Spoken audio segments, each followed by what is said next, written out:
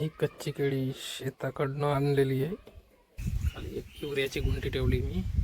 आता त्याला पेटवू आणि केळी भाजण्यासाठी सुरुवात झालेली आहे. मी पेटवलेलं आहे. आता ते केळी भाजणं चालू आहे. अजून तयार झालेली आहे. आता आम्ही केळी काढून घेतो बाहेर. चांगल्या प्रकारे भाजलेली केळी. केळी बाहेर काढून घेतो.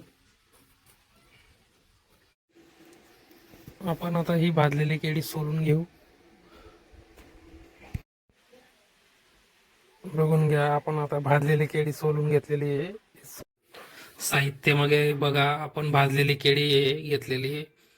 परत मिरच्या आता तापलेल्या तेलमध्ये टाकल्या आपण मिरच्या. 10 मिनिटं वाफवल्यानंतर आपण झाकण उघडू. चवीनुसार मीठ. आता ही फराळ कंप्लीट झालेली आहे. आता तुम्ही हिला खाऊ शकता.